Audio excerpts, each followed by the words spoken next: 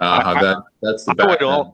I would add on this merger and acquisition, the significant number of the accounting problems happen within 3 years. This happened to be 4 years. And one of the things that pushed that challenge or pushed that back another year, at least in my view, is this the cachet of Warren Buffett and the whole deal, actually, and a lot of this enthusiasm in Wall Street for this deal was the fact that it was Warren Buffett doing this. I mean, last time we spoke, we kind of talked about the false sense that guys like Elon Musk are untouchable, that they've got this magic. And we pointed out that's all oftentimes when everybody should grab their wallet and hold it tightly. And I would say this is exactly what happened here. When a Warren Buffett comes in, and I believe they owned Heinz when 3G came in and proposed the Kraft Heinz merger, everybody sort of says, look, if Warren's in, it must be good. And Warren, of course, has that wonderful ethics test that he tells all of his managers, which is if whatever you're deciding was published on the front page of a newspaper, would people look at this, reasonable people, and say that was a good decision or an ethical decision? And so people use that and say, well, Warren would never make a mistake. Warren would never fall for a problem like this.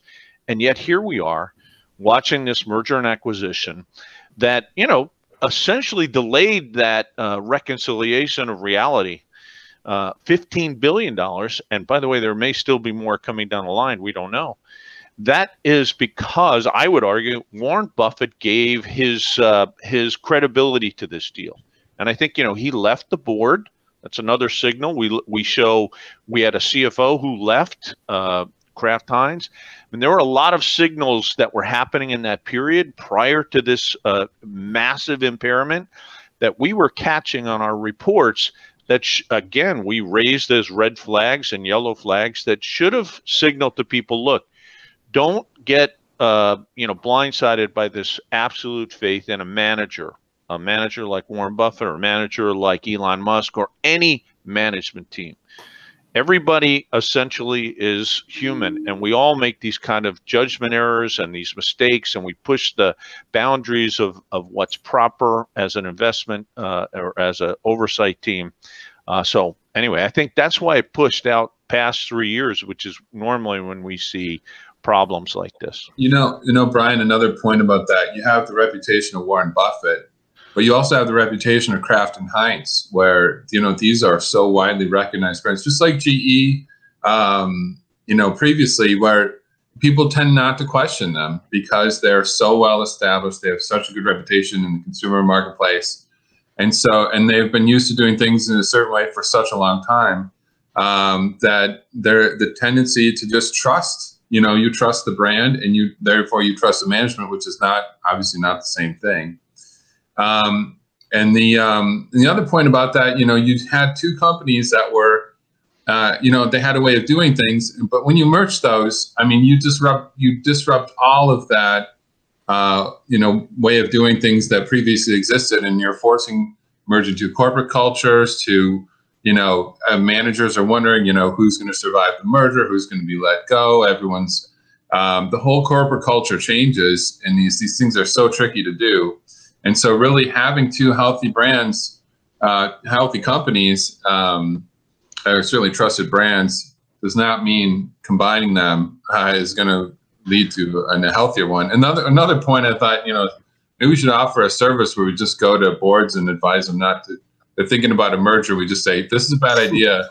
Let's just review the evidence. We'll do it. We'll save you millions of dollars. We'll just come to your board and explain how many of these things work out this way, because this is not an isolated case. It all sounds good on paper, but 4 or 5 years from now, you're all going to be regretting it. So on average, at least. Anyway, so I thought, hey, that might. I think there's even a double hit on this one. Sorry for interrupting, John, but you actually introduced 3G into this, and 3G not only was a different management organization, but bought an entirely different culture. So even though Kraft and Heinz probably operated very stably individually for many years, decades even, 3G came in at the crux of this at the beginning of this merger and went to zero-based budgeting, which is an aggressive approach to management. So they not only changed, forced these two together, and then changed how they were reporting. And if John had up here earlier, you don't have to go back, John, but we have a measure on disclosure controls and internal controls. And these are both management and auditor related statements that say, we think there's a problem here. And there was early on a red flag. If you go to that chart, John, over on the left, you'll see that there was a red flag actually on the chart. You can click chart at the top of that page there. And yeah, over here on the left is a disclosure control problem. That's a major sign that something's happening that's not being properly controlled. And as Mark points out, these are the kind of signals we look for in Watchdog research to indicate future problems. It's not just this concept of looking backwards. It's this concept that if a management team has problems, you can almost be assured you're going to see more problems in the future, which is, of course, our Gray Swan event factor quantifies that. But what do we have for that in a moment. Yeah, what do we have for the Gray Swan event for this factor for this company? And I would add one other thing in terms of indicators. Okay, that's really high. In terms of indicators, some of the things you look for, again, on the governance side of things, on the reliability financial side of things, is in this particular circumstance, they brought in a new CEO and CFO. They brought people in who were 3G people. In other words, they came from another 3G company. And some of them, one of them was even with Kraft, or was with one of those companies previously. So 3G had already acquired, I believe, Heinz. They had already acquired Heinz after they'd rolled up Burger King. That was their original acquisition into this particular area, and then they rolled up into Heinz, I believe, and then they merged with Kraft with the help of Warren Buffett, who bankrolled the final merger. And they had actually talked about merging with another big food distribution company, but that ended up not happening. The shareholders or the board of this other company, who's even bigger than Kraft Heinz, decided not to go forward with that. And I guess, Joe, that means they must have taken your advice somewhere along the lines. Yeah. So John, what you're saying is that you're pointing out the details associated with this kind of with recruiting your new leadership of your company that's in a lot of trouble from your own companies that you control. In other words, it's kind of, it's almost like you're communicating to the world that you need a friend in that position to maybe do what's necessary and buy the time necessary to figure out a way to fix a company. Yeah. I mean, there's one of the big things about this. One of the big things about this, and we talked about it in our original blog, was the fact that 3G, when they take over your company, it is a total takeover. There's nothing left of the original company. It's not like they just come in and try to bring in some consultants to figure some things out. What they do is they bring in their whole team, and they essentially fire everyone in senior management and replace them all with these acolytes, essentially, who are well versed in the 3G cost-cutting methods. And it's not that, I personally don't think that a zero-based budgeting idea or method is necessarily a bad idea intrinsically. It's just that it seems that the previous budgets of the previous years, the previous executives, the people who built or maintained the company, they contain a certain amount of wisdom almost about what works and what doesn't. And when you bring in a whole group of new people and they want to run things in a totally different way, that can create, and they're just cutting things out of the budget as much as they can, you're potentially getting some really unwise decisions, some really, really unwise decisions. And that led to, in addition to the impairment, they also had a major problem with one of their, not one, with a whole group of their managers, the people who are in charge of acquiring and selling their product, of them basically using accounting manipulation to improve their numbers for their personal benefit. So their salaries were mostly performance-based, these lower level guys. So they basically, if they didn't meet their numbers, they would lose something like 50% or 60% or 70% of what they were going to get paid. So what they ended up doing was they accrued, like they'd make these deals with like Walmart or whoever, right? And part of that was that they got a certain amount of discounts every year on the price. They'd take all those discounts and record them all at the same time in one quarter so that they could hit their number. So that was one of those cultural management problems that we see, that you can kind of see hints of early on, and then it comes to the full fore later. And they're still trying to figure that out, that problem.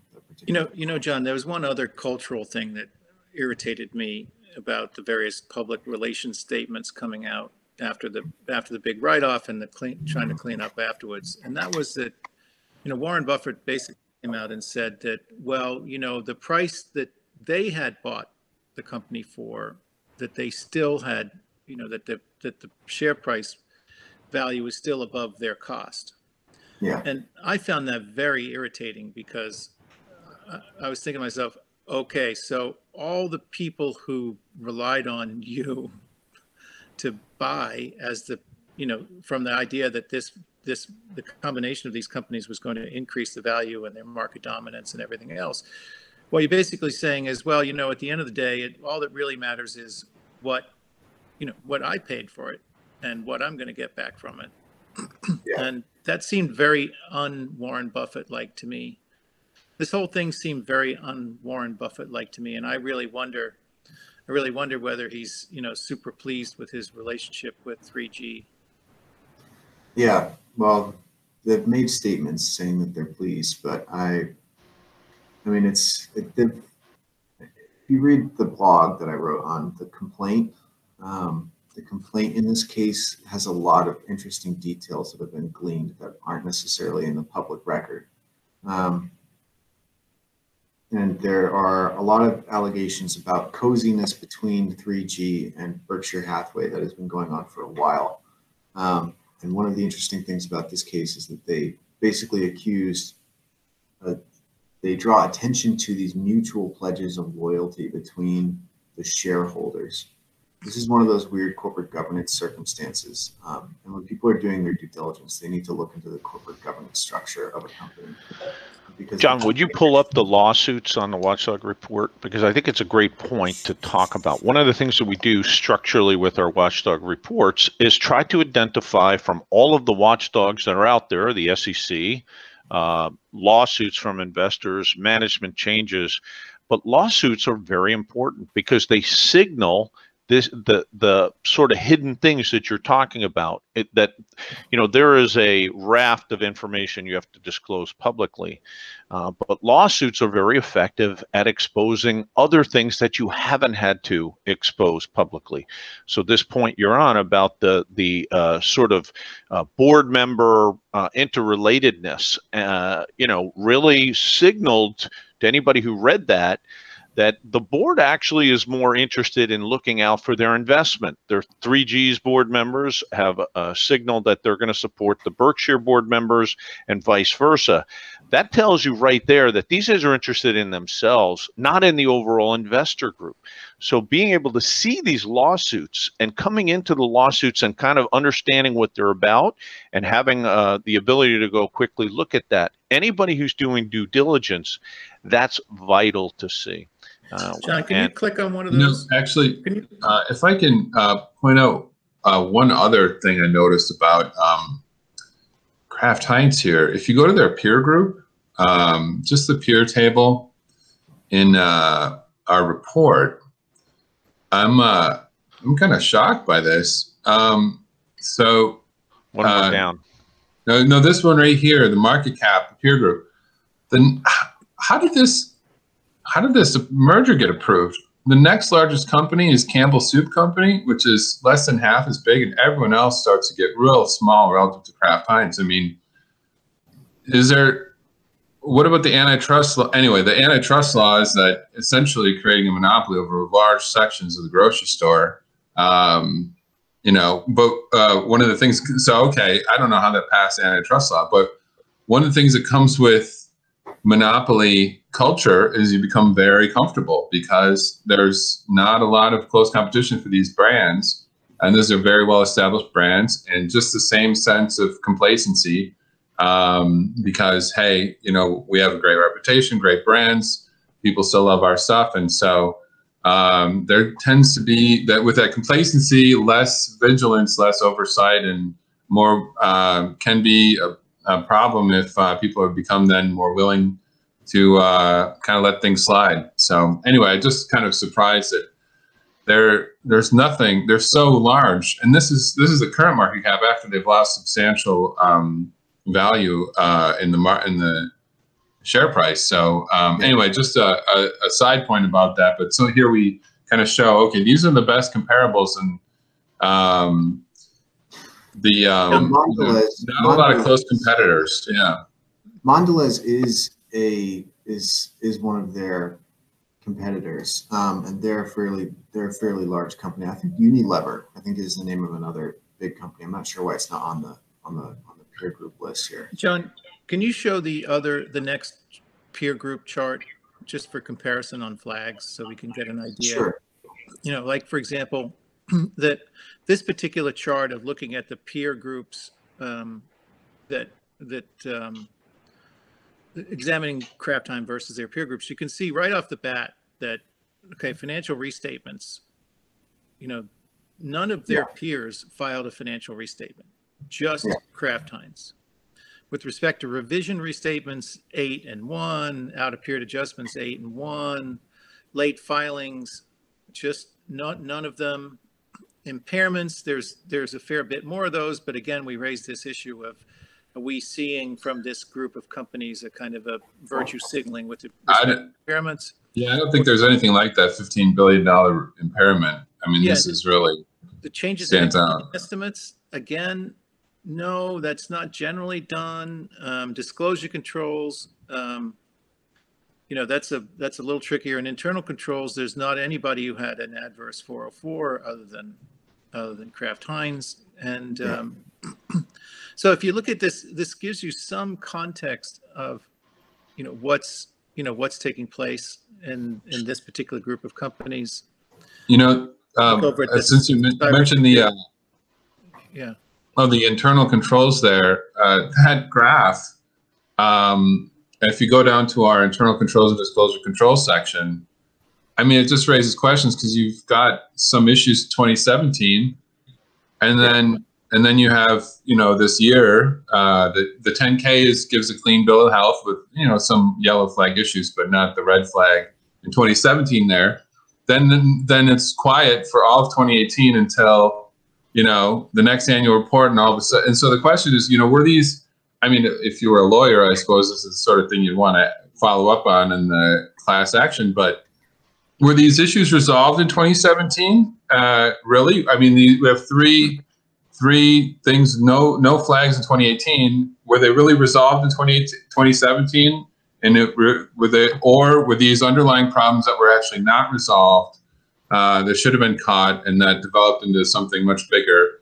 So anyway, so the two sort of sections of red with the green in the middle, right before the disaster, it sort of raised a lot of questions that I think Joe, Anyway, Joe, yeah. specifically, if you want to get very concrete, the that 10Q filing with the clean disclosure control, and then the next one, the one on the far right, the furthest one on the right, the furthest one on the that one.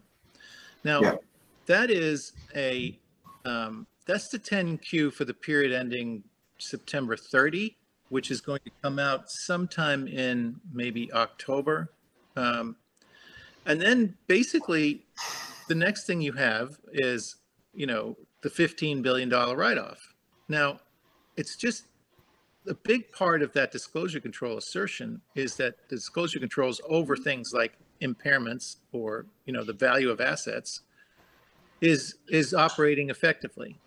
It's just not even possible to believe that 10Q is accurate. It's also not possible to believe that they didn't start working on this impairment well before the year end. That they were aware of it. And so that's kind of for us, one of the big things we're looking at, insights we're looking to give investors is, okay, are there things just not right here? They imply that the management team was either being way too overly optimistic about their prospects or just trying to hide them long enough so that they can figure out some way out of circumstances. And then they finally come to the point where they say, okay, we can't fight that. We can't push this off anymore. We just have to take it. And so they take, is that the big bath or is it an insufficient number? You just have no idea. Once that kind of thing happens, then you lose faith in what management is telling you. So anyway, I think that's a very insightful thing, Joe. If you go down a couple of sections, to Mark's point about what's not there is often as telling as what is there. Go down to the SEC letter section. A lot of our viewers may not realize that the SEC actually engages with companies' management. Here it is. And stick right here, this 2017. This is the last known record of an SEC management letter. And again, just to clarify, an SEC letter is an SEC investigator who sends a letter, and generally they do it for large companies very frequently. You can actually see there's 3 every year, and then suddenly it stops. We haven't had a new SEC letter since 2017. That's a danger signal, because it tells you that the SEC is actually engaging with the management and trying to go back and forth and figure out some problems that they aren't yet disclosing. They won't release these until they complete their SEC investigation and letters. And so when you see this, it indicates the fact that they haven't had another SEC letter since 2017 tells you that there's something afoot. Now, that doesn't mean they're guilty. That doesn't mean there's actually problems. It just means that the SEC is grappling with something in the management team that they are not yet prepared to fully disclose in the SEC letters. And so this concept of not only seeing what we do flag, but also seeing what's not there, that you sort of have to have this this sort of suspicion that something might be afoot that tells you there could be potential problems. Brian, that's a great point, because in this particular circumstance, that the lack of an SEC letter to them over the course of the last several years, when in fact they would be getting one every year, normally they're that big, that it makes you wonder. What I would first want to do if I saw that would be to go back to the SEC site and just double check that that maybe we didn't pick one up, because it's so. And actually, John, you can do that. If you click, John, real quick, you can go from that. Actually from our corporate watchdog report, you can click there. This is the last SEC letter. And you can see that, from here, you can do a company search and you're looking for a specific, this is a copy of the SEC letter. So to Mark's point, we could take you right back to the SEC site, specifically to the last letter, and then you can verify for yourself that they're not there. Now, as sort of the president of the company, I got to tell you, we don't usually miss these. So it's pretty clear you're going to be able to see some of these. But it's so unusual that it's so unusual, particularly given the red flags all over the place, which, by the way, the SEC is aware of all these red flags. The yeah, that it's so unusual that you have to think to yourself, we must have missed one or two, but we did, like, but there should be 6 or 7 of them, you know, like back and forth letters. And so, you know, it's a very, that would tell me that Kraft Heinz and the SEC's been engaged in a back and forth for some time now, and that it hasn't been pretty. That would be my guess. Yep, I agree. I agree. And, you know, by the way, with the auditors, you know, we talked about earlier 3G and the change in management, the change in philosophy. They've actually had the same auditor for a long time. And this is actually where you start to see some auditing question. You know, you should be understanding what the role of the auditors. I think it's PwC. They've been with them for something like, I don't know, several decades. And now a new management comes in with new management practices, and the auditor has to sort of come up to speed very quickly on, well, how are we reporting this? And you know, most of that audit, just like most of Kraft Heinz's management styles, have been pretty standard. And all of a sudden, in 1 year or in 2 or 3 years, everything changes, and the auditor is expected to quickly come up to speed and work with the management team. And that's a challenge for any auditor. But again, a signal to anybody who comes in here is this: the length of the auditor tenure, married to the idea that you bought in this new management team, a new management philosophy, the zero-based budgeting, the aggressiveness of some of their reporting, and you've got sort of a cocktail of potential danger in this. John, can you show us the critical audit matters section of the report? And this is one of the latest things. It's a very important addition to the public discourse about any company.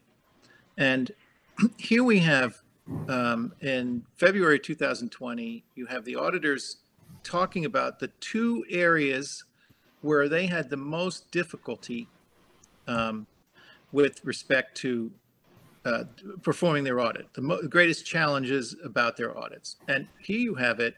Even in 2020, remember, this is a year later, after the last big write-off, you've got goodwill impairment assessment and intangible assets impairment assessment. So the auditor is saying, oh, you know, we're not, you know, this is where a lot of estimates are used. This is where it's very difficult to audit. This is where you might have competing experts. This is kind of a very challenging aspect of, and your auditors are telling you, yeah, this is an ongoing problem. And like I said, it's a very new disclosure. It's something that I think all investors should be aware of. Every single one of these things, if you want to, the critical audit matters. So actually, and if you don't mind, John, let's, because it's so new and it's so cutting edge, would you click on the 10K just to show people how we can do this? You click on that 10K and it'll take you right to the 10K. Open the 10K, do in your browser, John, a search for audit matters, and that'll bring you right down to the audit matters section of the 10K. And to Mark's point, you can now actually see what the issue was. This is actually written and disclosed, and what we're doing in Watchdog Research is pointing out to you, like a good doctor would, here's some areas: your blood pressure, your temperature, your weight, you know, your cholesterol readings. This is one of the key areas that we should be focused on if you're an investor. What has been identified as a critical audit matter by the auditor? And understand this. And if you don't understand this, you better be asking either your fiduciary, who is ever your investment advisor, or you better actually reach out to the company and ask before you invest, what does this mean, and what is the risk to you? That's what all of these things ultimately do for all of our readers, whether they're buy-side analysts, D&O insurance people. We pull all of this together, and we give every one of those investors and every one of those interested parties a roadmap to where is the risk hiding. We just went over the SEC letters. These are critical audit matters. We've talked about the auditor tenures. The impairments, restatements. This is where it's hidden. And our report gives you the top line, red, yellow, and greens, and then gives you the path. right to the heart of the matter so that you can find it and understand it for yourself and analyze whether you like that risk or it's too much for you. No, thank you, Brian. Yeah, I think that's, I think we'll wrap it up right there, guys. Thanks for coming on, chatting about it. I guess we'll meet again soon, and we'll find something else interesting to talk about. But yeah, thanks for coming on. Thanks, John. Sure. Have a great day. Guys. See you guys. All right, see ya.